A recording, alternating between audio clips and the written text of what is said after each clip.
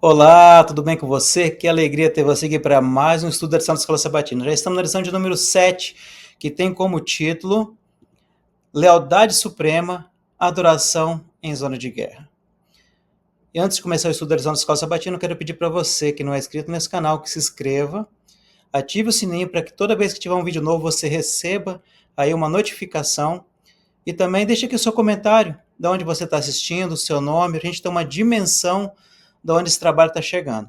Se você também tiver um pedido de oração, um agradecimento, pode fazer aqui. E durante o estudo da lição, se você também quiser fazer algum comentário sobre a lição, você pode escrever nos comentários que nós vamos estar lendo e vamos ficar felizes em saber que você também está participando desse estudo. Também queria agora aqui agradecer a presença da Poliana mais uma vez. Obrigado, Poliana, porque está participando conosco da lição. Obrigada, Verivelto. Que satisfação estar aqui mais uma vez. Vamos lá, vamos aprender. Vamos orar então para o início da lição da Escola Sabatina? Feche seus olhos. Senhor Jesus, obrigado porque mais uma vez estamos estudando os seus ensinamentos. Mais uma vez estamos aprendendo sobre Ti. Que nós possamos não só aprender, mas demonstrar para as pessoas porque o fim está próximo e logo, logo estaremos aí contigo. Nos dê força, nos dê coragem, conhecimento e sabedoria para que nós possamos sempre estar ao seu lado, como uma ovelha fiel sua e logo estarmos no céu. Em nome de Jesus para sempre. Amém. Já estamos na lição de número 7, que tem como título Lealdade Suprema e Adoração na Zona de Guerra. Quando a gente estuda sobre essa lição dessa semana, é quase que um tapa na nossa cara, porque a gente no dia a dia, na nossa correria do dia a dia, a gente foca tanto nas urgências, nas coisas que temos para fazer, cuidar do filho, levar para a escola, trabalhar, fazemos diversas coisas, muitas coisas, e muitas vezes não temos tempo nem para Deus e nem para nossa comunhão pessoal, para a gente tirar um tempo ali para estudo da palavra de Deus, para buscar mais sobre Deus. A gente corre, corre, corre, corre tanto, e quando chega no final de semana a gente pensa assim, poxa, eu não estudei minha Bíblia direito, não estudei minha lição direito, não fiz as coisas que eu deveria ter feito. A nossa vida é assim, é uma correria. E a lição dessa semana, ela mostra justamente isso.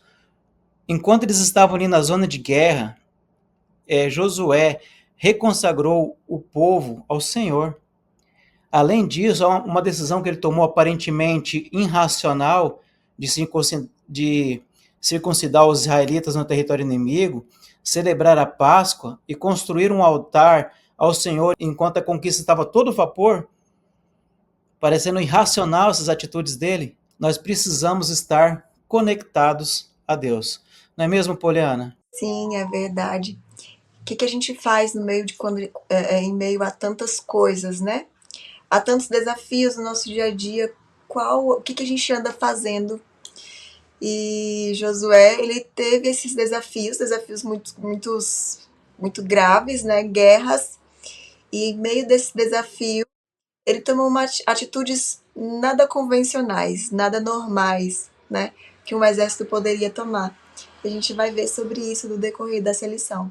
Exatamente. E já entrando aqui na parte de domingo, onde que fala sobre primeiro aliança, nós devemos entender que antes da nova geração pudesse se envolver na tomada dos territórios, ela precisava estar totalmente ciente do seu relacionamento especial com o dono daquele território. O povo de Israel, eles queriam tomar o território, eles queriam avançar, eles queriam usar toda a terra que Deus havia prometido, mas antes de que eles tomassem aquele território, de que eles ganhassem as guerras, eles tinham que entender o seu relacionamento com o dono daquele território. E Deus sempre pediu para que o povo, agora uma nova geração, né, porque aquele povo que saiu de Israel, que saiu do Egito, aliás, praticamente já estava todo renovado, e agora precisava circuncidar esses novos membros do povo de Israel.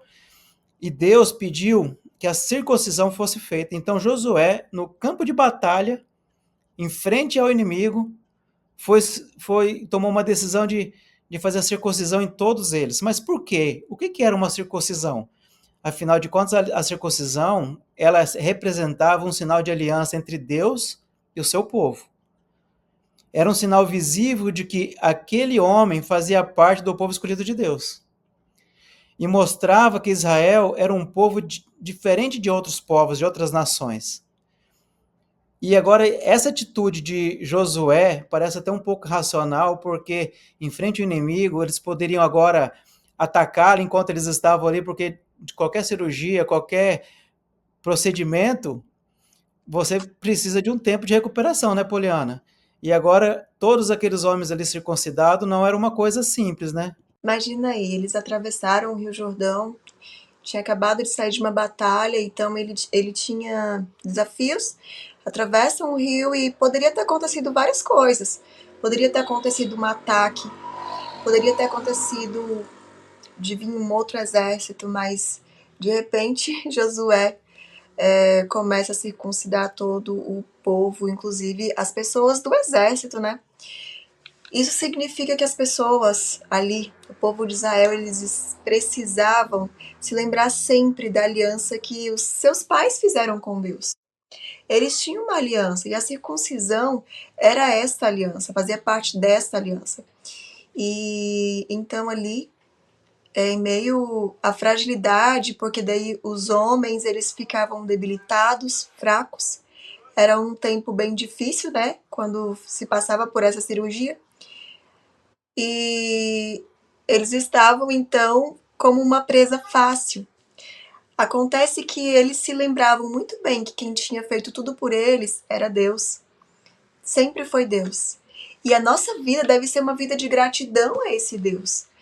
Porque da mesma forma que Deus abriu o mar vermelho, que Deus fez todas as coisas até aquele ponto, com certeza Deus faria muito mais. Então era muito mais importante lembrar os mais jovens, lembrar os novos da aliança com Deus, do que prosseguir uma batalha. Exatamente.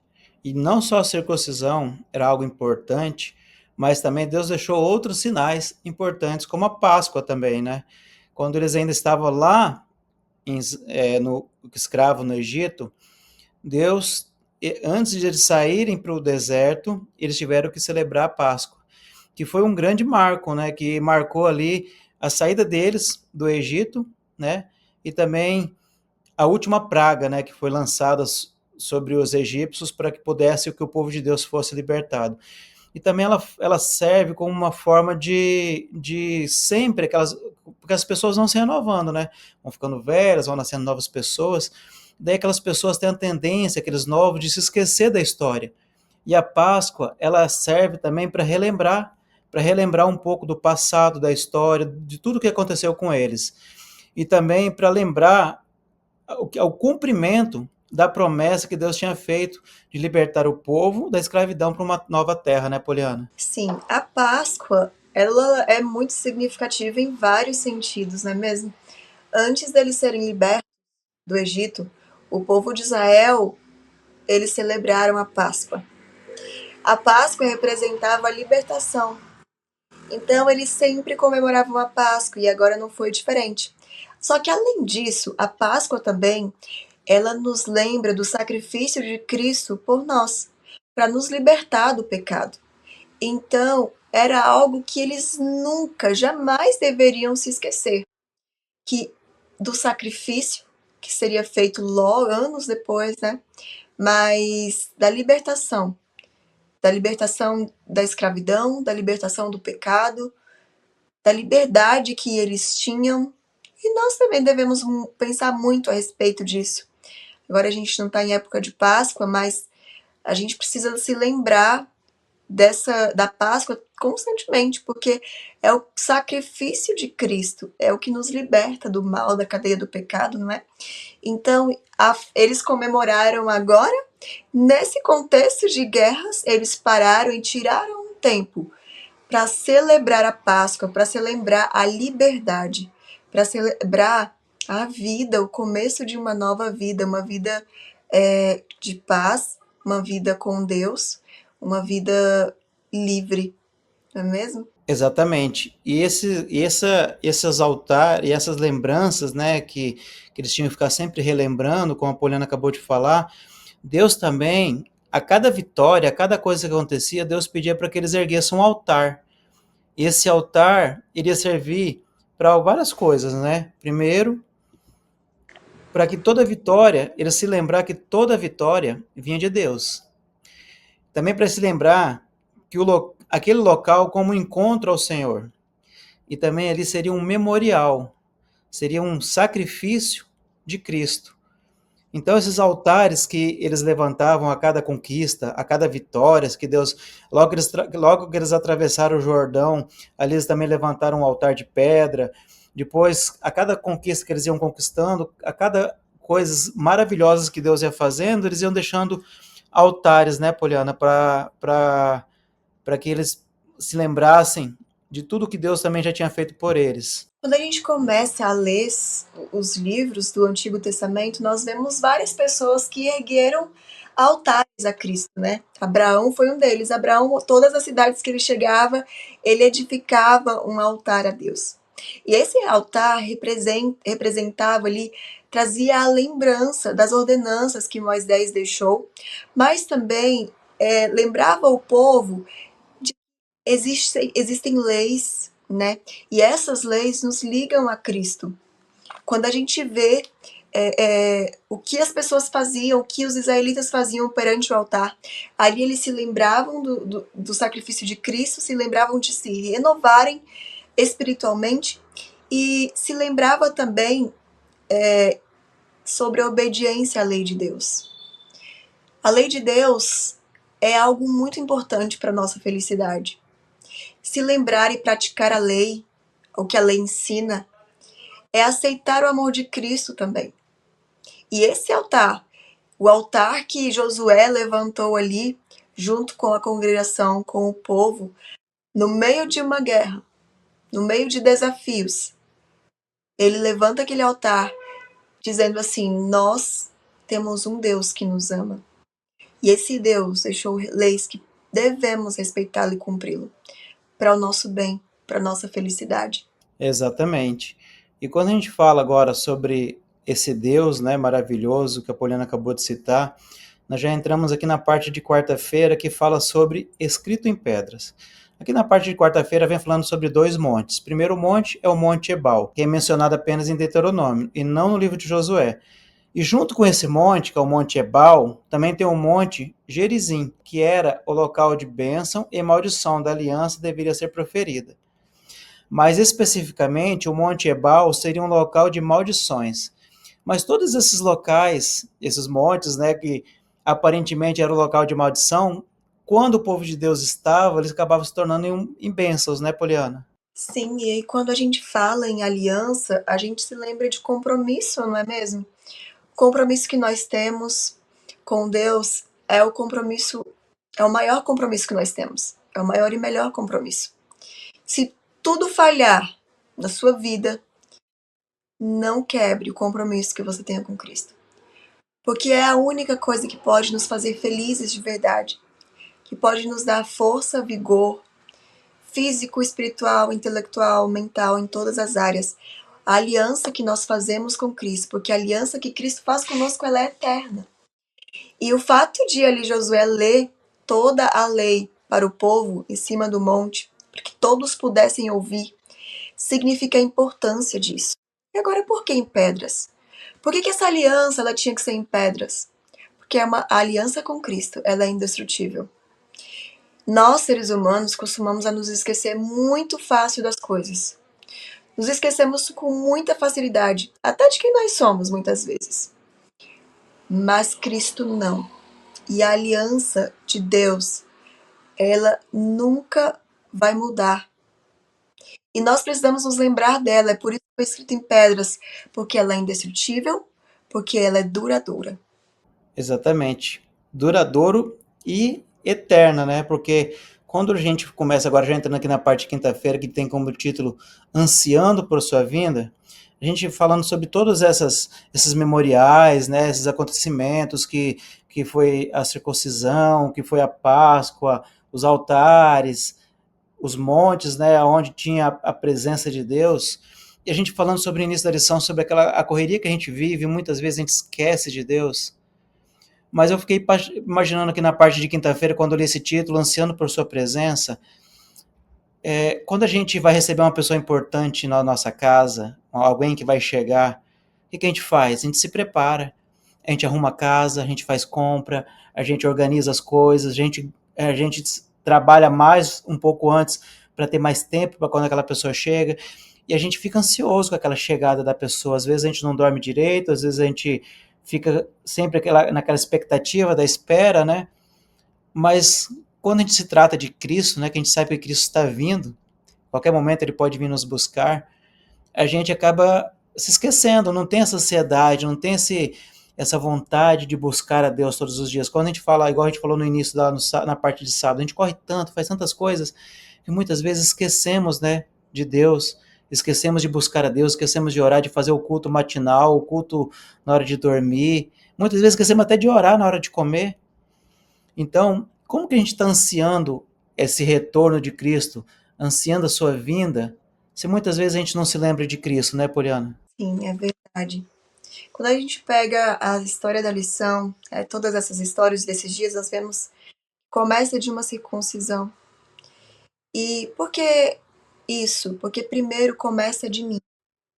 Primeiro começou de uma circuncisão e depois passa para Páscoa e depois altares e aí logo tem uma lei sendo lida para toda a congregação. Mas o primeiro reavivamento começa comigo. Começa comigo. Não começa com todo mundo junto, porque eu primeiro tenho que ter a noção das coisas. Até que chega ao ponto de que Josué agora ele constrói o quê? Constrói mais um santuário. Ele constrói um local de adoração, onde todos devem ali adorar em conjunto.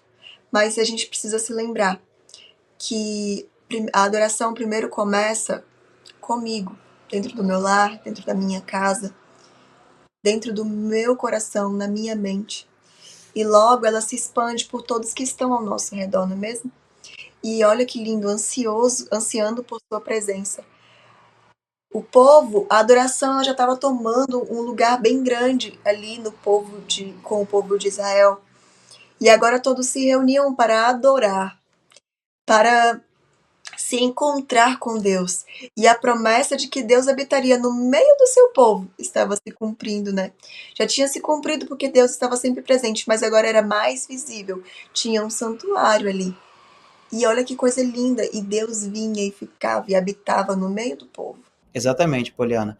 E já estamos chegando ao final da lição, né? Já estamos agora entrando na parte de sexta-feira. Eu vou pedir para a Poliana, como sempre, fazer aquele resumo da parte de sexta-feira para a gente possa fechar a lição da Escola Sabatina dessa semana. E se você tem algum comentário sobre o que nós falamos, escreva aqui embaixo.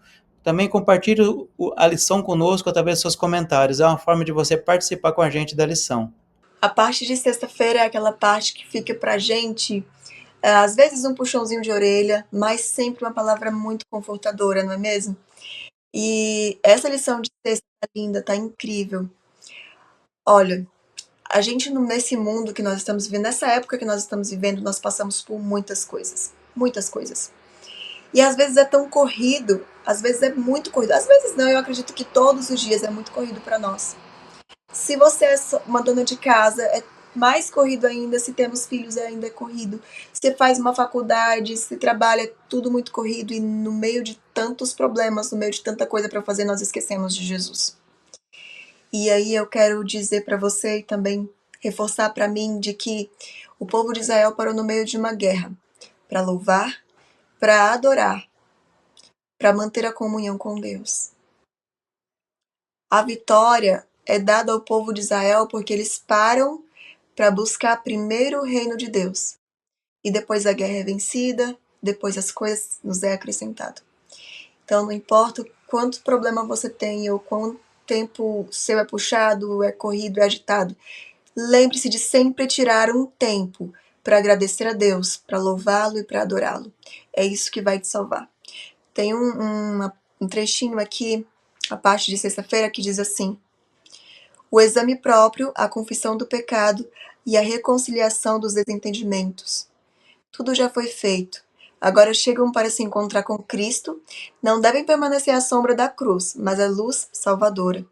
Abra o coração para os brilhantes raios de sol e justiça. É um contexto que fala sobre a Santa Ceia e tudo o que ela traz. A Santa Ceia também é um dos simbolismos e dos rituais que nós praticamos, tendo como principal objetivo sermos libertos pelo sangue de Cristo, não é mesmo? Crendo no sacrifício que Jesus fez por nós. Mas fique com essa última frase. Abram o coração para os brilhantes raios de sol e justiça. Mesmo que sua vida esteja uma correria, mesmo que tenham bastante problemas, lembre-se que você precisa deixar um espaço aí, abrir os seus olhos para que o sol da justiça, que é Cristo Jesus, possa entrar na sua vida. Que Deus te abençoe. Amém. Que Deus abençoe você. E agora, para a gente fazer o encerramento da lição, eu pedi para a Poliana fazer uma oração para a gente encerrar a lição da semana. Você pode orar para a gente, Poliana? Posso sim. Querido Jesus, obrigada porque o seu sacrifício nos salva, nos liberta, nos preenche. Senhor, às vezes na correria do dia a dia é tão difícil parar um pouco. Nos ajude a te colocar em primeiro lugar. Que a nossa vida seja inundada com o teu amor e que a nossa mente, os nossos olhos se abram para receber os reflexos do sol da justiça que é o Senhor, que vem de ti. Por favor, nos abençoe, abençoa cada telespectador, cada pessoa que tirou um tempinho, que ali no meio da correria está nos ouvindo, que o teu Espírito Santo possa abençoar a cada família, em nome de Jesus. Amém. Uma alegria ter vocês aqui, uma alegria também ter você aqui participando, Poliana. E vamos, se você não é inscrito, se inscreva no canal, compartilhe esse vídeo com mais pessoas e a semana que vem estamos de volta, né, Poliana? Estamos sim, se Deus. Obrigado pela sua companhia, obrigado pela sua companhia também aí de casa e até a semana que vem. Tchau. Um abraço, tchau, tchau.